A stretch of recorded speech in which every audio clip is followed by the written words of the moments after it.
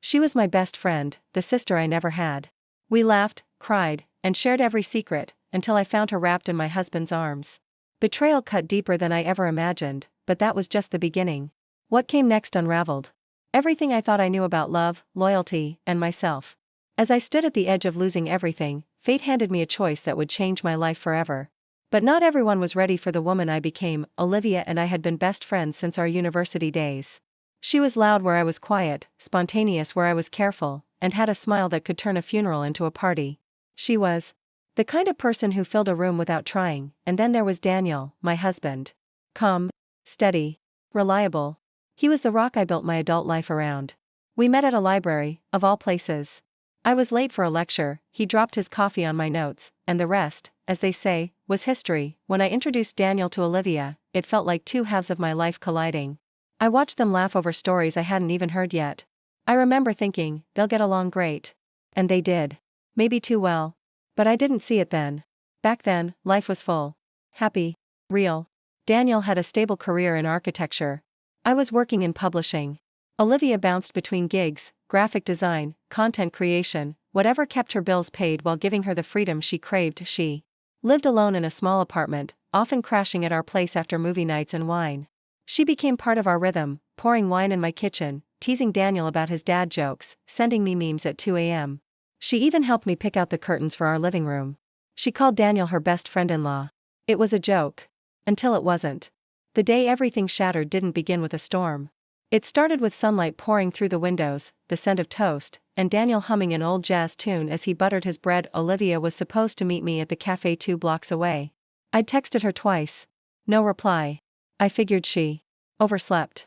I was walking back from the cafe, coffee in hand, when I noticed Daniel's car parked outside Olivia's apartment. I almost didn't think twice. Daniel often helped Olivia with errands. But something felt off. It was instinct, cold and sharp in my stomach. I climbed the steps slowly, barely breathing. Her door was ajar. I remember the smell of her cinnamon candle. The sound of laughter. And then silence. A silence that grew heavy as I pushed the door open. And there they were. Olivia in Daniel's shirt. Daniel shirtless, frozen. Time fractured. I dropped the coffee. The paper cup hit the floor with a soft thud. That was all it took. They didn't speak. I didn't scream. I just turned around and walked out. I don't remember how I got home. I don't remember what day it was. I just remember staring at our wedding photo on the mantel, trying to breathe through the jagged sobs in my throat. Daniel came home an hour later. His face pale, eyes wide with guilt. Leah, I held up my hand. Don't. He stopped. I want the truth, I whispered. All of it. And he told me. He told me it had been happening for months. That it started on a night Olivia stayed over after a party. That he didn't mean for it to go that far. That it just happened. I laughed. Because isn't that always the line?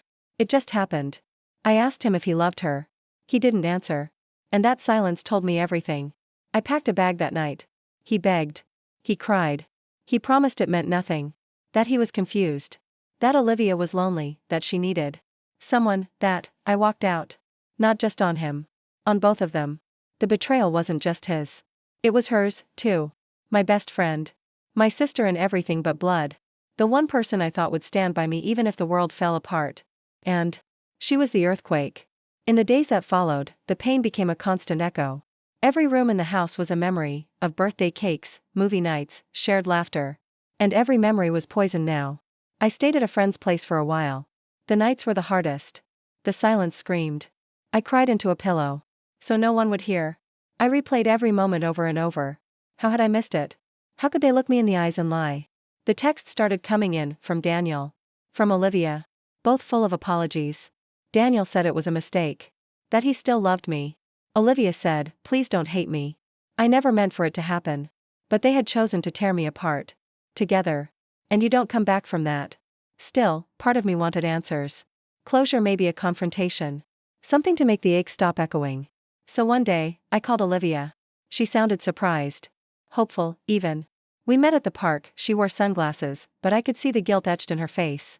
She started with, Leah, and I cut her off. I don't want excuses. She nodded. I trusted you, I said, voice shaking. I let you into every part of my life. And you burned it all. Tears rolled down her cheeks. I didn't plan it. I swear. I felt invisible. And Daniel saw me. That made me flinch. Because that was my husband she was talking about. He saw you? I repeated. She nodded, whispering. I didn't feel like anyone until he looked at me. Istère. And in that moment, I realized she hadn't done it because she loved him, she did it because she envied the life I had. The love I had. And she wanted it, even if it meant destroying me to take it. I hope it was worth it, I said. Then I stood and walked away.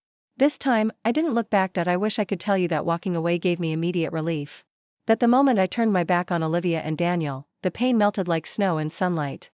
But that's not what heartbreak feels like. What followed wasn't freedom. It was grief, the kind that shows up at odd hours, between breathing and blinking, in the silence between heartbeats. I didn't just lose a husband and a best friend.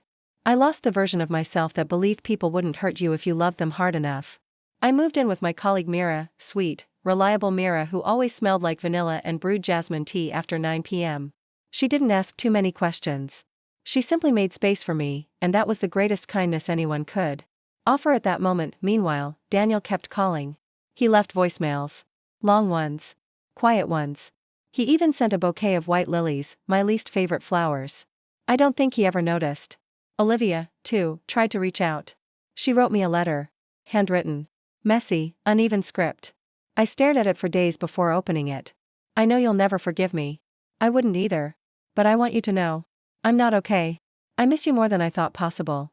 I ruined everything. And I'll carry that with me forever. There was no mention of Daniel. Not directly. Just vague references. I'm not with him. I don't think I ever really was. I should have felt triumphant. But I didn't. Because in the end, whether they stayed together or fell apart, they had already cost me too much. I tried to rebuild my routine. I went to work. I smiled when people said, "How are you?" and pretended to believe my own answer. But even in a crowded room, I felt hollow. The truth is, it wasn't just the affair that broke me. It was what followed. It was the loneliness. The disorientation of looking at your life and realizing none of it feels like yours anymore. One evening, Mira found me curled up on the living room floor, tears running into the collar of my sweatshirt. I thought I was smarter than this, I whispered. I thought I'd see it coming. She sat beside me and said, "Smart people love too. That doesn't make you foolish. It makes you human." That stuck with me. Over the next few weeks, I started journaling. Just for myself. I wrote everything, the rage, the disbelief, the aching quiet. I wrote about memories that used to bring me joy, now corrupted. I remembered Olivia singing loudly in my kitchen, off-key but unbothered. I remembered the time she helped me decorate Daniel's surprise birthday party, tying up balloons with flour on her nose like a child. I remembered Daniel holding my hand during my grandmother's funeral, whispering, "I've got you." And I asked myself, were any of those moments real? Or were they just part of a performance? I couldn't tell anymore, but journaling helped. It helped me separate them from me. Their betrayal didn't define me. It revealed them. One morning, about 2 months after the fallout, I got a call from Daniel's sister, Ava. She and I had been close.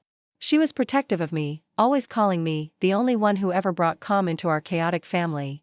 I hesitated before answering. "Leah," she said, voice trembling, "I just found out what happened." I had no idea. I believed her. Ava never hid her feelings. If she'd known, she would have said something. "I'm so sorry," she said. I confronted him. He admitted everything. He said it was a moment of weakness that turned into months.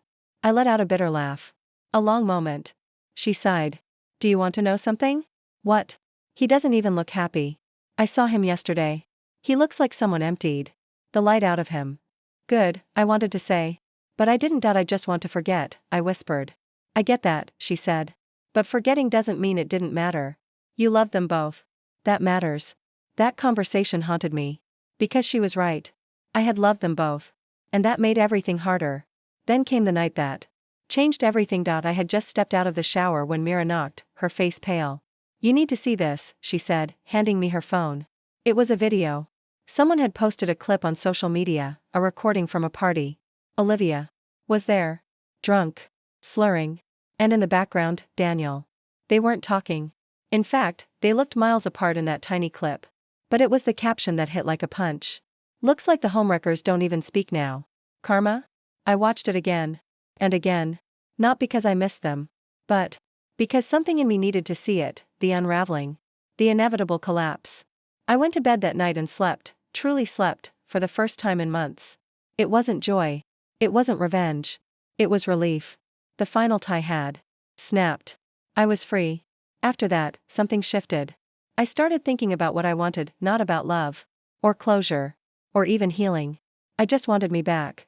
So I applied for a writing residency in a quiet coastal town. It had always been a dream, to spend time alone, writing, breathing clean air, listening to the ocean instead of the city. I didn't expect to be accepted. But I was. 3 weeks later, I moved into a tiny rented cottage with creaky floors and a fireplace that smelled like salt and pine. There was no Wi-Fi. Just books, notebooks, and long walks on damp sand. And in that silence, in that stunning absence of noise, I started to feel whole again. I wrote letters to the version of me who believed in forever. I wrote poems for the woman who looked in the mirror and didn't recognize herself anymore. I wrote Olivia a letter too, one I never sent. It ended with, "You were my best friend. And you buried that friendship for a taste of something temporary. I'll never understand it. But I no longer need to. Goodbye, Olivia." Not with hate. But with the peace I fought like hell to find. The days in the cottage blurred softly into one another, salt-laced mornings, golden hour walks, ink-stained fingers, and the occasional thunderstorm that rattled the window panes and somehow felt like a reflection of the storm that had passed. Inside me. I had no interest in meeting anyone. Not romantically. Not socially. I needed stillness. Solitude. But life, in its strange, poetic timing, has a way of cracking open new doors just when you've finished nailing the old ones shut. His name was Jacob. I met him on a rainy Tuesday at the only bookstore cafe in town, a cozy little place tucked between the laundromat and an antique shop. I had wandered in for tea in silence. He was already there, long sleeves pushed to his elbows, dark curls damp from the rain, lost in a novel like the world didn't exist. I noticed him, but I wasn't looking. Not for him. Not for anyone. But then the barista tripped near the counter, and instinctively, I reached to steady her just as Jacob did. Our hands brushed. Briefly. Stupidly poetic. He looked up and smiled. A simple thing. A kind thing. And, just like that, a stranger had noticed me without knowing a single thing about the hurt I carried. Over the next few weeks, I kept running into him. At the market. By the cliffs. At the bookstore again. We'd nod, sometimes exchange a word or two. His presence was soft, like background music I didn't realize I missed. One afternoon, he sat beside me on the public bench near the harbor. "You always read with your lips moving," he said with a grin. "It's kind of charming." I laughed. Bad habit. Or maybe you just like tasting the words. That stuck with me. We began sharing benches, then tea, then stories. But never the whole truth, not yet.